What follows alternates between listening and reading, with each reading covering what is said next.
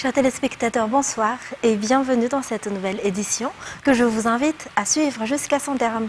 À l'aune de l'actualité, la santé, la construction de la route nationale 13 et surtout l'adoption du projet de loi portant sur la signature de la charte de l'IRENA, Agence internationale pour les énergies renouvelables, au sein duquel Madagascar sera membre à part entière de ce groupe qui soutient les pays s'orientant vers une production d'énergie renouvelable, ont été soulignés lors du Conseil des ministres tenu hier par visioconférence. Le résumé dans ce reportage.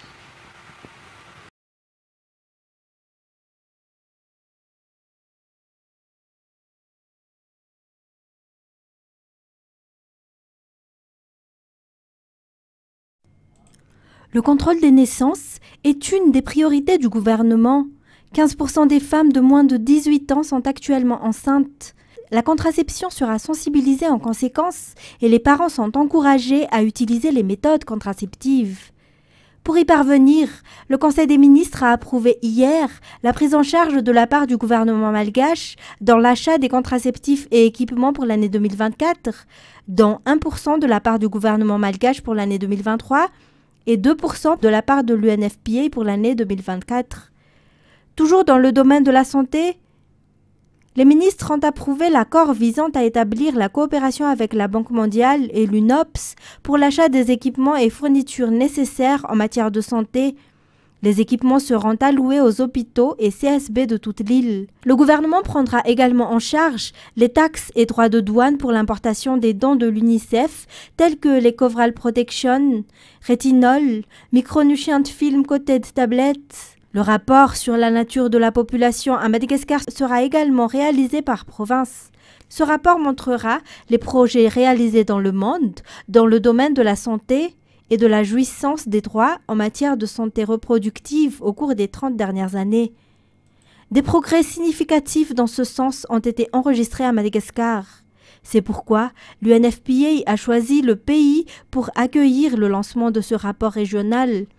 Cela marque également leur confiance dans les capacités de leadership du président de la République, André Rajoelina. Concernant les infrastructures, QIT Madagascar participera à la construction de la route nationale 13 reliant Mbuvumbe et Tolaniar, selon l'accord qui a été conclu en 2023.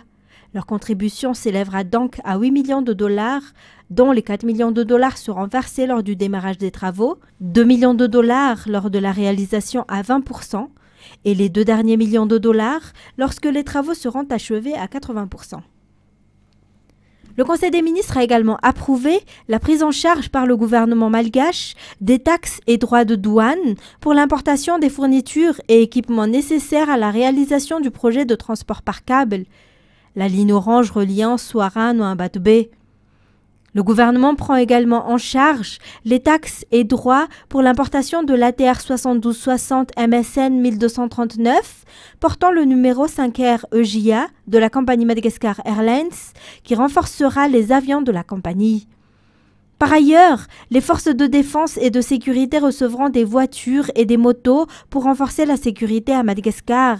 Ils seront exposés le 26 juin prochain lors du défilé. Afin de protéger les ressources marines, le Conseil des ministres a approuvé la prise en charge par le gouvernement malgache des taxes et droits de douane pour l'importation des équipements de radiocommunication maritime nécessaires aux navires Telnif du Centre de surveillance des pêches de Madagascar.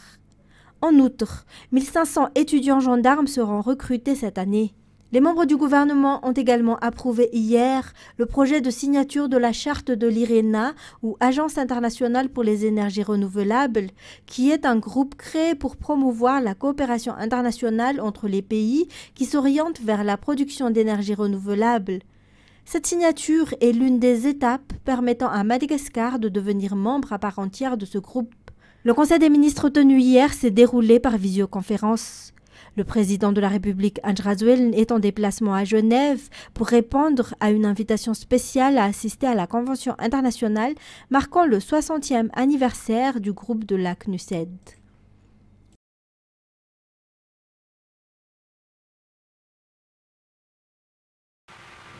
Le ministère des Affaires étrangères a organisé aujourd'hui à son siège à Anoussi une porte ouverte pour faire connaître le fonctionnariat à l'international, faire connaître le métier afin d'attirer les étudiants, mais surtout afin d'accroître le nombre de Malagasy travaillant à l'international.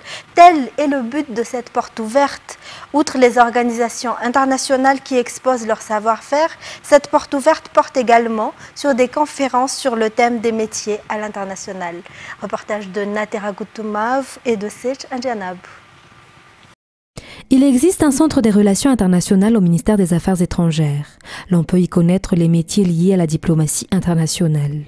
Raison pour laquelle une porte ouverte a été tenue par le ministère des Affaires étrangères pour faire connaître les métiers liés au fonctionnariat à l'international au grand public, surtout pour les étudiants qui veulent poursuivre leurs études dans le milieu. Pour cet étudiant en droit à l'université d'Antananarivo, cette porte ouverte lui a permis de connaître bon nombre de sujets sur le métier à l'international liés au droit, ainsi que d'élargir son champ de vision sur les possibilités qui se présentent à l'international tout en étudiant le droit. Il a été particulièrement attiré par le stand de l'Interpol. C'est une première pour le ministère des Affaires étrangères qui a vu la participation de divers organismes internationaux implantés à Madagascar et à travers le monde. Selon le secrétaire général du ministère des Affaires étrangères, d'autres éditions sont à prévoir car cette première édition a été un succès. Outre les expositions, des conférences sur 2 sujets ont été également tenues dans la matinée et l'après-midi d'aujourd'hui, axées sur le thème du fonctionnariat à l'international. En économie, les importations pour Madagascar ont ralenti de 15,5% au cours du premier trimestre de cette année, selon le rapport trimestriel de la Banque centrale. D'autre part, l'ariar s'est apprécié de 4,8% par rapport au dollar et de 6,2% par rapport à l'euro, toujours à cette période. Les détails. Madagascar a ralenti à 15,5% son importation de produits les 3 premiers mois de cette année, selon les données émises par la Banque centrale. Cela concerne presque toutes les catégories de biens. L'importation de l'alimentation a par exemple connu une baisse de 38,5%, les matières premières 30,9%, les biens d'équipement 18,8%, les biens de consommation 16,2% et les zones franches 3,3%. Toutefois, l'importation d'énergie a augmenté de 42,5%. Les exportations de biens ont également enregistré un recul de 30,7% à la même période de 2023. Cette variation s'est manifestée par la baisse des exportations des produits phares tels que la vanille, le girofle, le cobalt et les produits des entreprises franches. Cela est en général dû à la baisse générale des prix de ces produits. Cela a également entraîné la baisse des recettes du service de transport, toujours selon le rapport, puisque le coût du fret a diminué davantage, s'approchant de son niveau d'avant-crise. Néanmoins, le secteur tourisme a poursuivi sa performance, se rapprochant de son niveau d'avant-crise. Sur le marché interbancaire des devises, le marché a été relativement calme, sous l'effet d'un ralentissement des opérations à l'achat plus marqué que le repli des offres. L'ariar s'est apprécié de 4,8% par rapport au dollar, lequel est passé de 4 572,8 ariars à fin décembre 2023 à 4 353,4 ariars à fin mars 2024. Vis-à-vis de l'euro, la monnaie nationale s'est également renforcée de 6,2%, en affichant 4 675,6 ariars à fin mars 2024 contre 4 986,6 ariars à fin décembre 2023. Les réserves officielles de change se sont établies à 2 576,3 millions de dollars, représentant 5,7 mois d'importation, contre 2 170,7 millions de dollars pour la même période de 2023, l'équivalent de 4,3 mois d'importation. Concernant les perspectives d'évolution des prix au niveau national, il est prévu un taux d'inflation de 7,9% en décembre 2024 pour l'ensemble du panier. Et si la 9e édition de la Journée internationale des régions de la région Sava a été un succès en fin de la semaine dernière, la région Diana souhaite également suivre cette voie en montrant ses potentialités et ses particularités. Il est à noter que l'Agir est un événement sous la houlette du ministère des Affaires étrangères. Natera Koutmaaf pour plus de détails. La région Sava a montré sa volonté d'accueillir la 10e édition de la Journée internationale des régions au GIR, si la 9e édition s'est tenue en fin de la semaine dernière à Sambave, dans la région Diana. Concernant la région Diana, elle n'est pas laissée pour compte en matière de potentiel économique car elle regorge de produits de rente comme le cacao, la vanille, l'ilang-ilang et bien d'autres. Le fait de faire connaître ces produits, de les mettre en valeur pour la promotion de l'économie de la région sur le marché international est le but de la Journée internationale des régions au GIR. Ainsi, la région Diana veut promouvoir ses potentialités. En matière de tourisme, la région Diana a aussi ses sites touristiques qui font sa renommée. Vendre la destination Diana au niveau des investisseurs internationaux est aussi la raison qui suscite l'intérêt de la région à accueillir la 10e édition de l'Agir. À noter que c'est au ministère des Affaires étrangères de décider quelle région accueillera la prochaine GIR à travers un appel à manifestation d'intérêt et apporte son appui technique. Il est à rappeler que 12 ambassadeurs et représentants des organisations internationales ont répondu présents à la 9e édition de l'Agir à Sava. La région Sava a vu la participation de nombreux représentants internationaux. La région Diana veut faire plus, affirme le gouverneur de la région, Tassiano Rakutmang. En politique, les deux candidats qui se sont représentés aux législatives le 29 mai dernier à Faratsiou ont été entendus par la HCC ce jour. La candidate de l'IRMAR, Lalatine Rakoto-Jazaf, a porté 28 plaintes contre le candidat Ramil. La décision revient à la HCC après l'audition des deux parties. Radraman Zatouf. Les deux candidats, Lalatine Rakoto-Jazaf de l'IRMAR et Ramil, ont été entendus ce jour à la HCC. Les plaintes émanent de la candidate Lalatine Rakoto-Jazaf portant sur plusieurs fraudes et anomalies constatées lors des législatives du 29 mai dernier. 28 fraudes ont été citées par la candidate Lalatine devant les juges institutionnels, notamment la présence de bulletins précochés et l'achat de voix. Tout cela avec les preuves. Elle a également annoncé que lors d'une précédente élection à laquelle le candidat Mili a participé, ce dernier a déjà usé de fraude, raison pour laquelle la HCC a supprimé l'élection communale à Faratsiou en 2020 et a supprimé les résultats dans certains bureaux de vote à Faratsiou lors de la dernière élection présidentielle. La HCC a le dernier mot dans cette affaire après l'audition des deux parties. Et puis des fraudes électorales ont été constatées dans le district de Farafangan lors des dernières élections législatives, selon la deuxième liste des candidats de la plateforme IRMAR. Cela a commencé avant les élections à travers la distribution de cartes d'identité nationale. Toujours un reportage de Radraman Zatouf.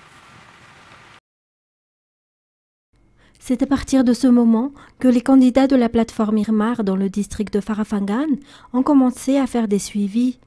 Ils ont constaté que le taux de participation dans certains bureaux de vote où se sont déroulées la distribution de cartes d'identité a augmenté jusqu'à 100%. À part les fraudes sur les cartes d'identité, il y a eu également le transfert de bureaux de vote non autorisés par la CENI. Selon Raire Ardzon, Regina Clarisse, deuxième liste, les candidats de l'IRMAR ont déjà déposé une plainte auprès de la HCC. Ils appellent également l'opinion au calme en attendant les résultats officiels de la HCC. Dans les actualités sociales, une école musulmane située aux 67 hectares fait actuellement objet d'un litige. D'après le responsable de l'école, cette personne se dit être le président de l'association musulmane. Face à cette situation, les parents d'élèves ont manifesté. Fin de Sénamireille sur les images de Asnara Falzanar. D'après Mbossar Berizik, responsable de cette école musulmane située aux 67 hectares, cette personne qui prétend être le président de l'association musulmane est venue à l'école et prétend que l'établissement lui appartient, ce que les responsables refutent. De leur côté, les parents d'élèves condamnent la perturbation des cours et les impacts que cela pourrait avoir sur les élèves. Ils ont manifesté en apportant des banderoles pour montrer leur mécontentement. Côté sport, 2 athlètes représenteront Madagascar au championnat d'Afrique de lutte de plage qui se tiendra à Dakar, la capitale du Sénégal, la semaine prochaine. Ils participeront respectivement dans la catégorie des moins de 60 kg pour les femmes et dans la catégorie de moins de 70 kg pour les hommes. L'athlète féminine est une employée de la commune d'Andourane-Foot.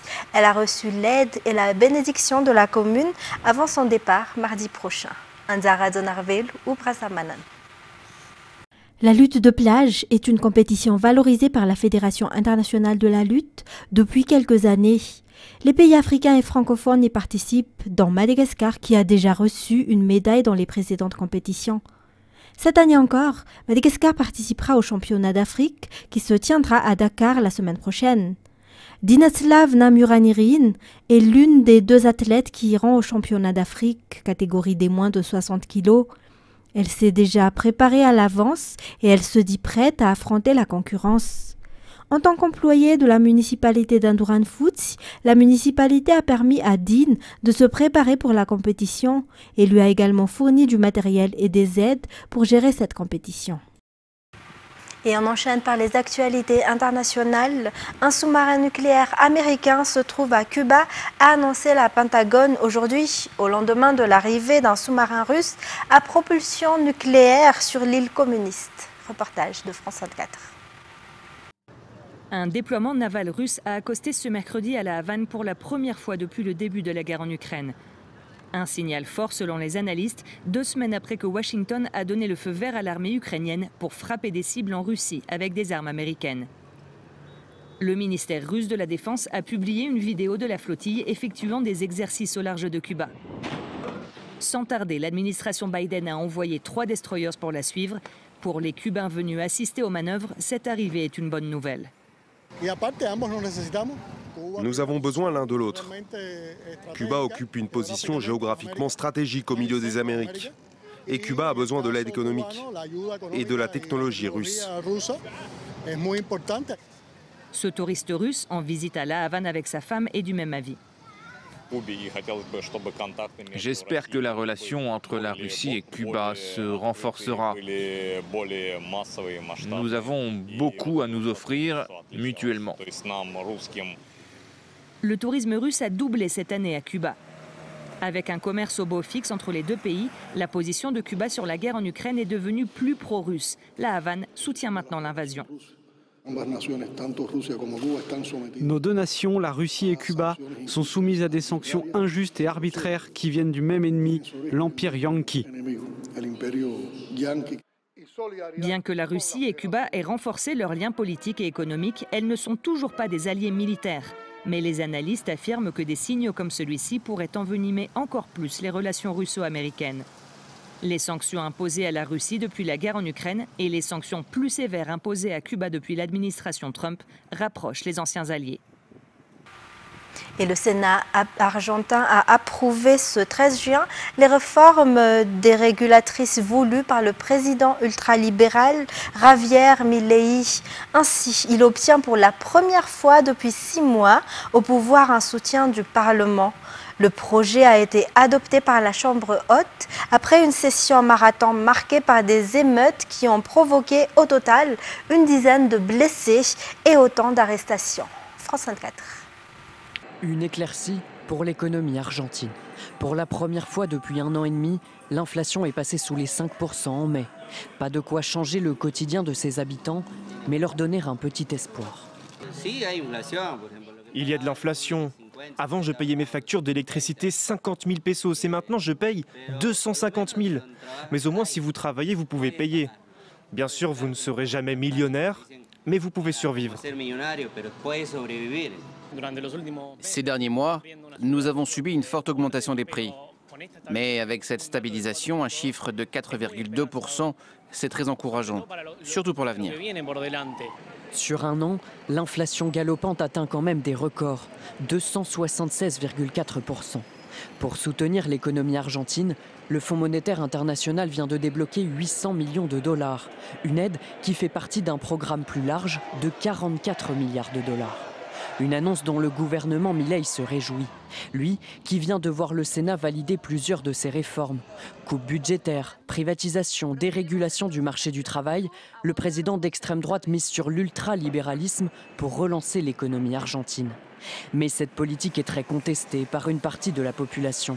Avant même la validation de ces réformes, des émeutes ont eu lieu plus tôt cette semaine lors de manifestations contre ces réformes.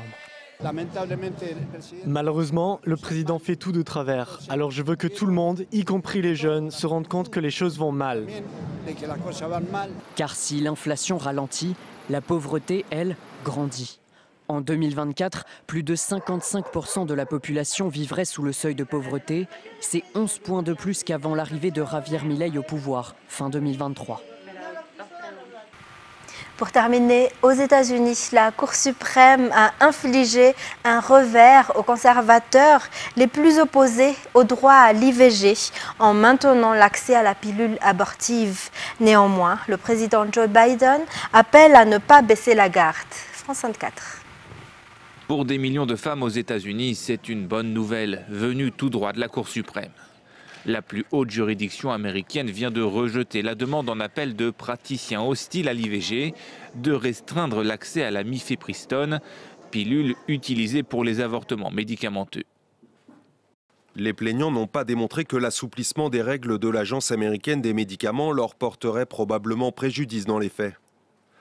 Pour cette raison, les tribunaux fédéraux ne sont pas la voie adéquate pour répondre aux inquiétudes des plaignants au sujet des actions de l'agence. La Cour suprême désavoue ainsi une cour d'appel composée de juges ultra-conservateurs qui avaient rétabli en 2023 des restrictions d'accès à la mifepristone. Pour Joe Biden, qui a fait de la protection du droit à l'avortement un axe de campagne, cette décision va dans le bon sens. Mais les démocrates appellent à ne pas baisser la garde face aux attaques répétées des ultra-conservateurs. Ce n'est pas une raison de se réjouir, car la réalité est que certaines choses ne vont toujours pas changer. Les 2/3 des femmes américaines en âge de procréer vivent dans un État où l'avortement est interdit par Trump. Cette décision ne changera rien au fait que les alliés de Trump ont un plan qui, si tout le reste échoue, vise à éliminer l'avortement médicamenteux par l'action de l'exécutif. Donald Trump se targue régulièrement d'avoir permis le revirement de jurisprudence de la Cour suprême sur le sujet. En juin 2022, cette dernière a annulé la garantie fédérale du droit à l'avortement, laissant ainsi à chaque État le choix de décider. Depuis, une vingtaine d'États ont interdit l'interruption volontaire de grossesse. Sur un autre front, les sénateurs républicains ont aussi bloqué ce jeudi une proposition de loi démocrate visant à protéger l'accès à la fécondation in vitro. Ainsi s'achève cette édition. Mesdames et messieurs, merci à vous de l'avoir suivi. Restez avec nous tout de suite après l'émission Data, présentée par Jean-Claude N'Djamalal, suivie du film Die Hard 2 avec l'acteur Kevin Hart. Bonne soirée en notre compagnie.